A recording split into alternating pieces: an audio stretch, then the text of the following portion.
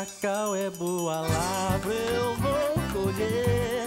Na safra do verão eu vou vender. Cacau é boa lavra.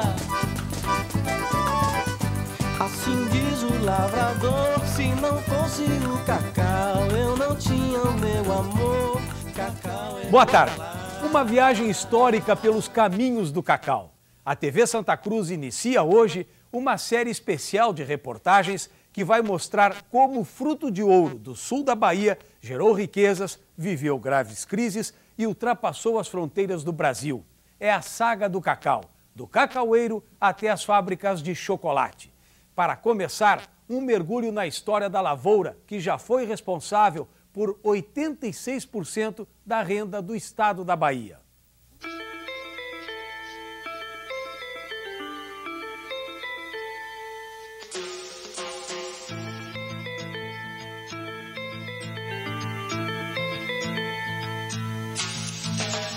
Foi na imensidão verde da floresta que tudo começou. O cacau nativo da mata foi descoberto pelos índios do sul do México, América Central e Bacia Amazônica. Uma árvore normalmente baixa, de folhas largas e tronco manchado. A flor exótica vira um bilro, um pequeno cacau que em 6 meses se transforma num fruto vistoso, de cores que vão do amarelo ao roxo, passando pelo vermelho. A riqueza está dentro da casca grossa e encorpada, em amêndoas cobertas com uma polpa branca, azeda e adocicada ao mesmo tempo. Com estas sementes, que no passado já foram moeda, é feito o chocolate.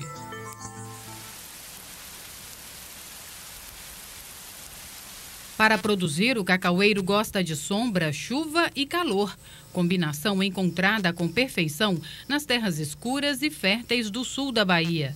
As primeiras plantações surgiram às margens do Rio Pardo, na fazenda Cubículo, em Canavieiras. Foi o francês Louis-Frédéric Warnaud quem apresentou o cacau ao sul da Bahia. Em 1746, ele trouxe algumas sementes do Pará para o português Antônio Dias Ribeiro, que era o dono da fazenda Cubículo. Das primeiras plantações restam poucas árvores, apenas 12, como esta, que apesar de ter mais de 200 anos, vejam só, ainda está produzindo. Muita turista vem olhar aqui, não conhece cacau, vê o chocolate, mas não conhece as frutas, os pés de cacau. Tem um carinho especial, sempre eu zelo dela, trato, limpo. Uma coisa histórica praticamente, né? Na Bahia, primeiro pé de cacau plantado aqui. Seu Vanderlei é dono da fazenda pioneira da cacauicultura baiana há 20 anos. Além de receber turistas, mantém as portas abertas para os herdeiros do português Antônio Dias Ribeiro, que ainda moram na cidade.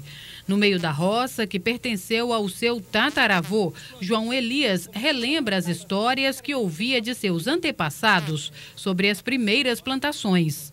O que era interessante, que a gente vê assim de muito importante, é a dificuldade que teve logo no início das primeiras plantações. Tinha que abater animais silvestres, né, para poder sobreviver e enfrentar o meio que era tão inóspito naquela época, né, com índios, cobras. Era realmente, dizem que era muito terrível, era muito difícil no início da cultura, viu?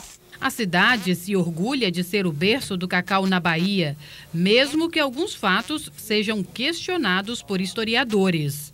O cacau, como cultura, realmente começou em Canavieiras.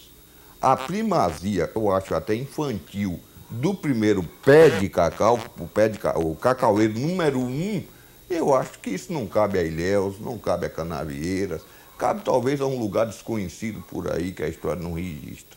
Mas a lavoura de cacau teve o seu pontapé inicial, o seu começo, o seu berço no Rio Pardo, na fazenda Cubículo. De Canavieiras, o cacau espalhou-se rapidamente por todo o sul da Bahia. Chegou a ocupar 600 mil hectares da região. Impulsionou a economia, gerou cidades modernas. Nos anos áureos, na década de 70, quando a tonelada do produto chegou a $3.620, a lavoura era a principal fonte de renda do estado da Bahia. A produção ia de vento em popa, atingiu quase 400 mil toneladas ao ano. A fartura parecia não ter fim. Parecia. A lavoura cacaueira não estava imune às crises. Preços baixos, concorrência com os países africanos e a gota d'água veio em 89, quando o produtor de cacau baiano conheceu o poder destruidor da vassoura de bruxa. O nome sugestivo tem mesmo um pouco de maldição. A doença provocada por este fungo deforma os ramos do cacaueiro, apodrece os frutos e reduz drasticamente a produtividade da fazenda. Pequenos e grandes cacauicultores sentiram na pele o impacto devastador da vassoura de bruxa. Antes nós colhíamos aqui nessa propriedade 16 mil arrobas de cacau e com a vassoura chegamos a colher 1.200 arrobas de cacau. Então nós tivemos que vender todo o nosso patrimônio para, na verdade, fazer uma nova lavoura. Chegava a colher mais de 2.000 arrobas de cacau e quando a vassoura de bruxa realmente deu seu ataque definitivo, eu colhi 16 arrobas de cacau durante um ano. Não cheguei a tanto desespero, porque quem tem Deus não desespera. Mas o desespero veio numa tentativa de frear a vassoura de bruxa. As primeiras fazendas infestadas tiveram suas roças totalmente erradicadas. Não adiantou. A doença, que se espalha pelo ar, em apenas 6 anos, atingiu todas as fazendas de cacau da Bahia. Foi a mais grave de uma sequência de crises que, por pouco, não colocou em risco a maior fonte de riqueza desta região. A cada crise, o reflexo direto na produção de cacau. Foi assim em 1962, quando a região produziu menos que 100 mil toneladas. Na safra de 99 e 2000, ainda sob o impacto da vassoura de bruxa, a lavoura cacaueira da Bahia chegou ao que muita gente considera o fundo do poço. Produziu apenas 96 mil toneladas. Muito pouco para uma região que já foi responsável pela segunda maior produção de cacau do mundo. O sul da Bahia precisava reagir. Criou-se o Fundecal, Fundo Baiano de Defesa da Cacauicultura, na época liderado por Salomão Mafuz. Inicialmente, participaram do Fundecal os exportadores industriais e o governo da Bahia. Então esse dinheiro serviu para levantar em cada município o espírito de luta, que não era para se entregar, era para tentar deter o avanço da doença até que os técnicos da CEPLAC, os cientistas, descobrissem uma árvore que pudesse ser resistente à doença, que nós sabíamos que era terminal na lavoura. Sem cacau para vender, o produtor, no entanto, se endividou. Policarpo Rius tem 6 fazendas e uma bela casa no centro de Ilhéus. Está com o patrimônio todo hipotecado e não tem como pagar a dívida de mais de R$1,5 milhão. O lavrador foi induzido e iludido a combater a vassoura de bruxa de uma maneira que não deu resultado até o momento. Seu Policarpo se refere às primeiras orientações técnicas para o combate à doença feitas pela CEPLAC, Comissão Executiva do Plano da Lavoura Cacaueira, o maior centro de pesquisas do cacau na América Latina.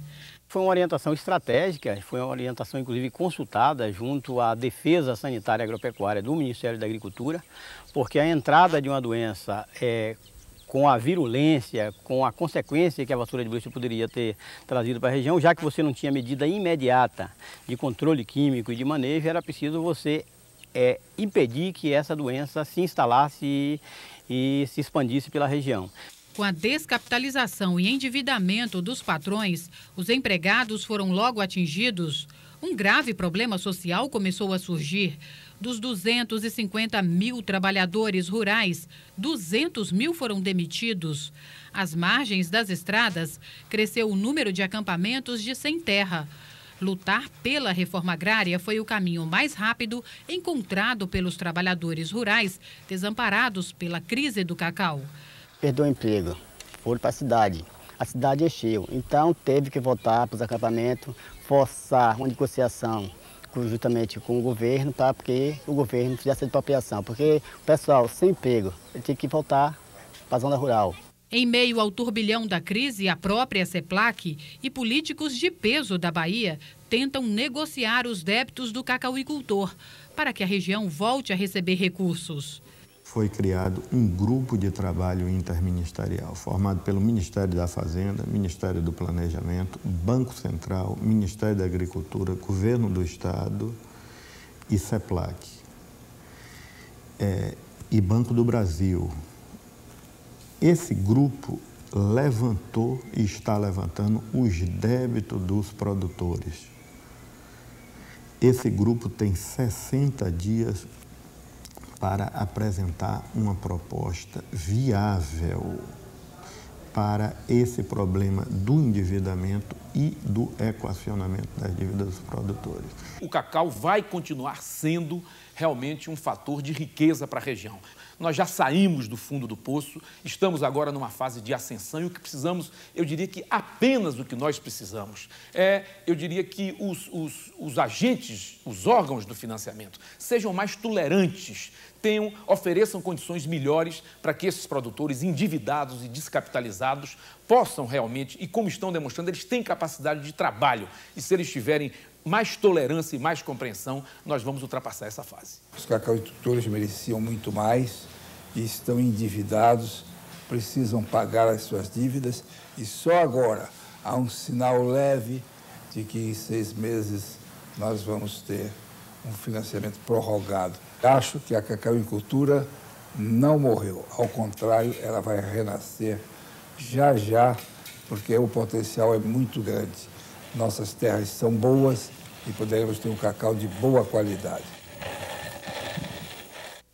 A seguir, a ciência traz renovação para a lavoura do cacau. E ainda, o beneficiamento das amêndoas no Parque de Moagem de Ilhéus.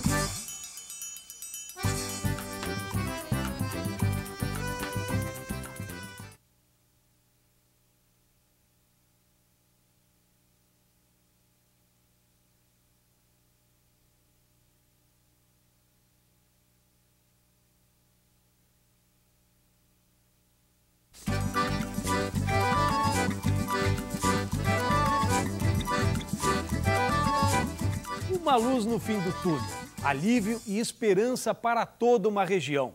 A clonagem de cacaueiros mais tolerantes à vassoura de bruxa é o caminho para a recuperação da lavoura do cacau. A clonagem do cacau tem o mesmo princípio da produção de clones animais, fazer cópias geneticamente idênticas. Para a lavoura, o que interessa é copiar ao máximo, com mudas, cacaueiros que apresentam maior tolerância à vassoura de bruxa.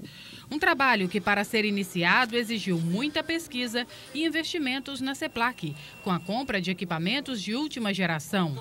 O primeiro passo para a produção de clones tolerantes à vassoura de bruxa é a identificação deles pelo sequenciamento genético, ou seja, uma análise completa de cada gene da planta.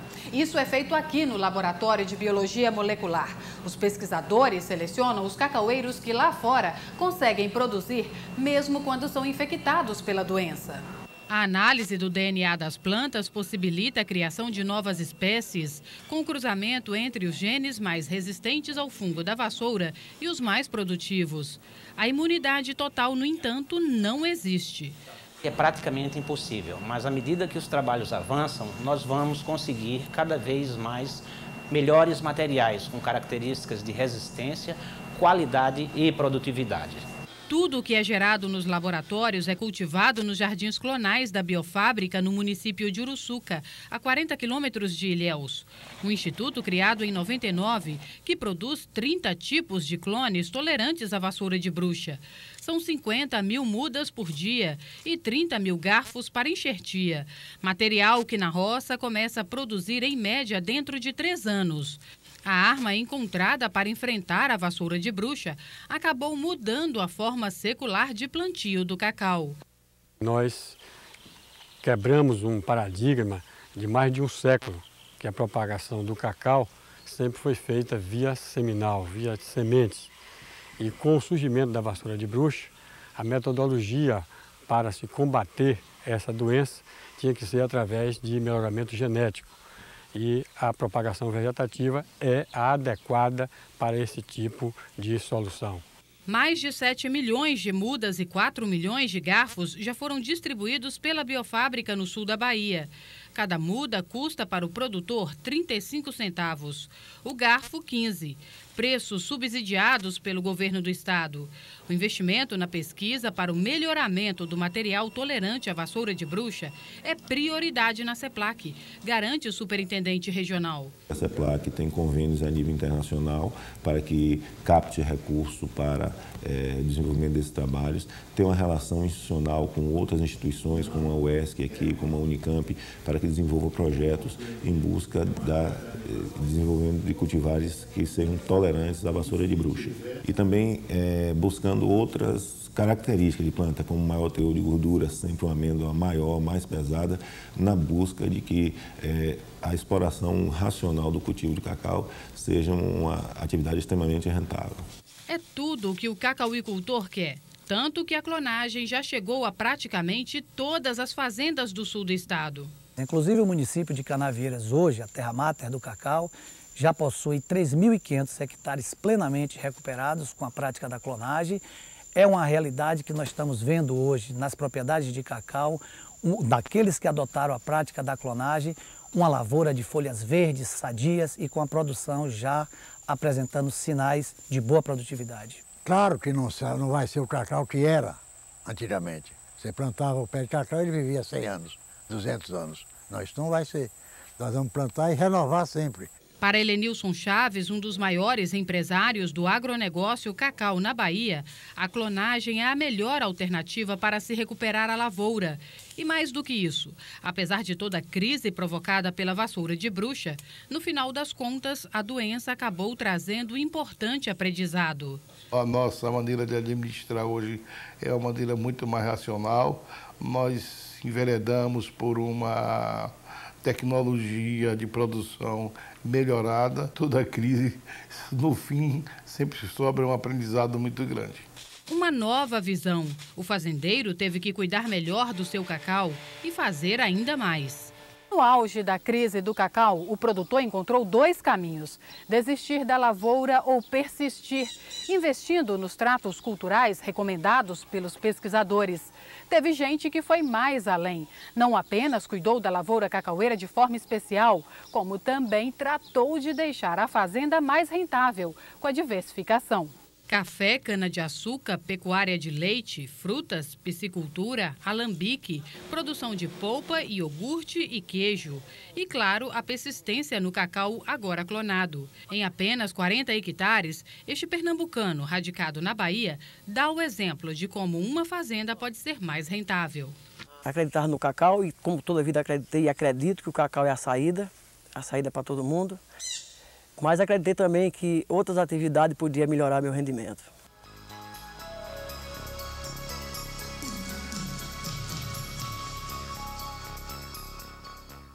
Com a produção de cacau voltando a se recuperar aos poucos, graças à clonagem, as empresas que fazem o beneficiamento das amêndoas estão mais otimistas e há até investimentos pesados na ampliação do parque de moagem na Bahia.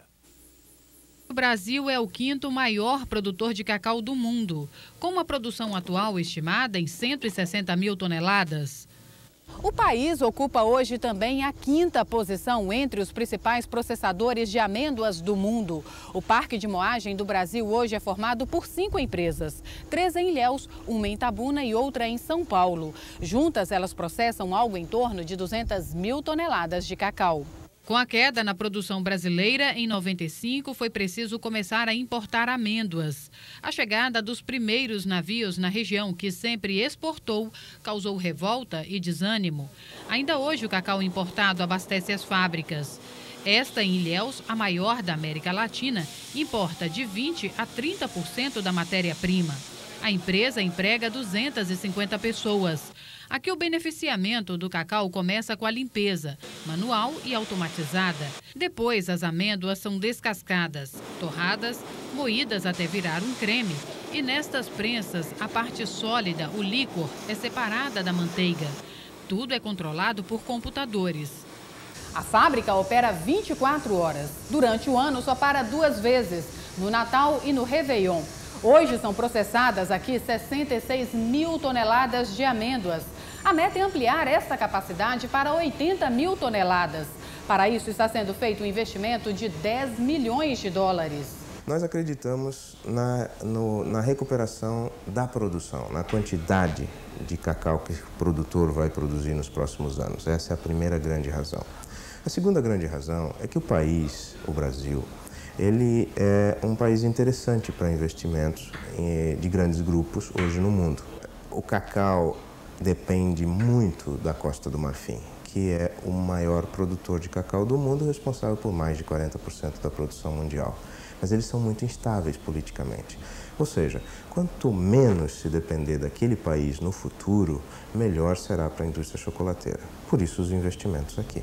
Para este consultor no mercado de cacau, a ampliação do parque representa, sobretudo, a confiança do setor na economia e estabilidade do país. O Brasil apresenta estabilidade econômica, financeira e social para que dinheiro novo entre no país. Na cultura do cacau, porque qualquer investimento deste monte vê a cultura de longo prazo. E para o produtor de cacau, sem dúvida que também é muito bom, a despeito dos preços baixos nesse momento, porque é uma origem em que se produz e tem uma planta junto da produção, que o produtor sempre receberá os preços acima de outro mercado que não tenha a sua fábrica na origem.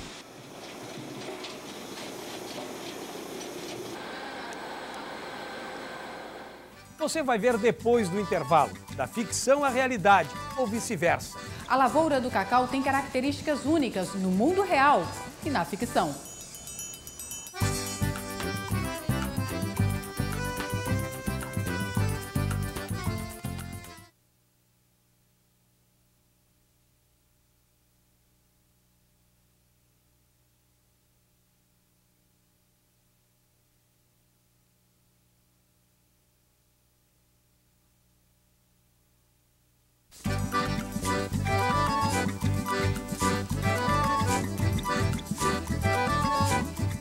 Uma lavoura com características próprias, fonte de inspiração para intelectuais como Jorge Amado. A cultura do cacau ultrapassou as fazendas do sul da Bahia. Ganhou o mundo em livros, filmes e novelas. Uma terra cheia de histórias para contar, onde ficção e realidade caminham lado a lado.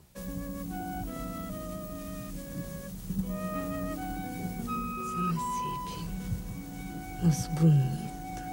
A hora de cacau é uma das plantações das mais belas do mundo, né? Filho de Itabuna, apaixonado por Ilhéus, deslumbrado pelo mundo do cacau, Jorge Amado deixou claro em sua obra que seu berço era uma fonte rica de inspiração. Jorge Amado foi, sem dúvida, quem mais divulgou a região do cacau. Seus romances, traduzidos em várias línguas, ganharam o mundo e atraem turistas para os cenários que ele descreveu com tanta riqueza de detalhes e paixão. Por isso, é mais do que justo que a região cacaueira tenha como maior referência da sua cultura a obra do escritor baiano. Essa obra leva o conhecimento de Ilhéus para uma parte do mundo. E, por isso, Ilhéus é visitado por turistas do mundo inteiro.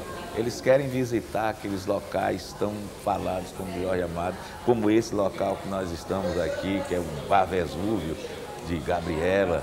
Aqui viveu Gabriela, aqui viveu Nassib. Eles querem conhecer o Bataclan.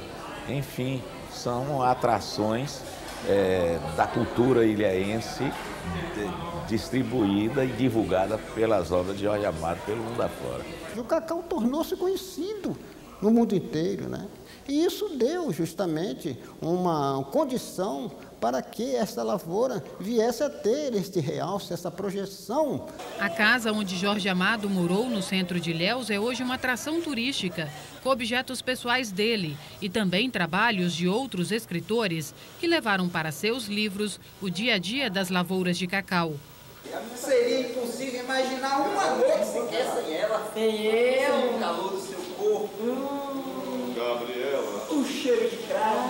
O cheiro de canela. Ficção e realidade até hoje se confundem no Bar Vesúvio, que no livro Gabriela, Cravo e Canela era do imigrante Nassib, que se apaixonou pela morena faceira. Para entreter os fregueses, uma vez por semana, o casal de atores é contratado e mostra um pouco do romance tão comentado na época. E aqui eles têm a oportunidade de ser parte ativa nessa história, né? Então, a Gabriela com suas brincadeiras e o Nassib sempre muito sério, né? E aquele amor verdadeiro para com a Gabriela. Isso tudo contagia os turistas e eles estão sempre procurando voltar, saber mais sobre a nossa história e entrar nessa realidade que só nós, os baianos, sabemos fazer. A maior riqueza nossa é a cultura. É a história, é a saga do cacau. Foram justamente novelas como Gabriela e também Renascer que trouxeram a Ilhéus a portuguesa Paula e o holandês Dick. É muito bonita a natureza e a cultura das pessoas também, um pouco... Aquilo que era transportado nas novelas, né? Que a gente via nas novelas e lia nos livros, um pouco está aqui, eu acho. Então a viagem valeu a pena? Valeu a pena, sem dúvida. Gostaria de voltar outra vez, quando a gente for para Portugal, voltar outra vez para aqui. Coronéis do cacau, homens rudes do campo, jagunços, personagens do passado que inflaram o imaginário nos livros e novelas, ainda podem ser encontrados em versões mais modernas. Afinal, na prática, pelo menos na lavoura, pouca coisa mudou. O cacau, há séculos, exige os mesmos tratos culturais. Na roça não há espaço para muita tecnologia. São 2 safras por ano, a principal de setembro a janeiro e o temporão de março a agosto. Colher, quebrar, pisar o cacau na barcaça para limpar as amêndoas, secar ao sol ou no secador. Rotina de 259 anos nas fazendas do sul baiano. Os coronéis do passado, explica o historiador, assumiram o papel do Estado e o ranço deles ainda existe na região. A proporção que o governo foi assumindo o seu trabalho, o seu serviço nessas regiões, o poder do coronelismo foi paulatinamente diminuindo. Mas hoje ainda existem os descendentes dos coronéis, muitos deles continuam próximos do poder em consequência da riqueza herdada, do nome, do prestígio político. Neto de cacauicultores, herdeiro de família tradicional ilhéense, daquelas com patriarcas com cara de coronel, Policarpo Rios acha que o coronelismo é mais ficção do que realidade, mas nutre a mesma paixão pelo cacau dos poderosos personagens descritos nos livros. Vou morrer entre 4 pés de cacau. No outro extremo, mas também com o mesmo sentimento pelo cacau, o trabalhador rural mantém a simplicidade do homem rude detalhada na ficção. Jurandir Marques mora com a família na fazenda onde trabalha. Já perdeu a conta de quantos anos lida com a lavoura. Gosta do que faz e, assim como os antigos trabalhadores, ainda está longe de poder apreciar mais o produto, o resultado do seu esforço diário. O chocolate é bom, mas não dá pra gente comer toda hora, você não pode comprar toda hora.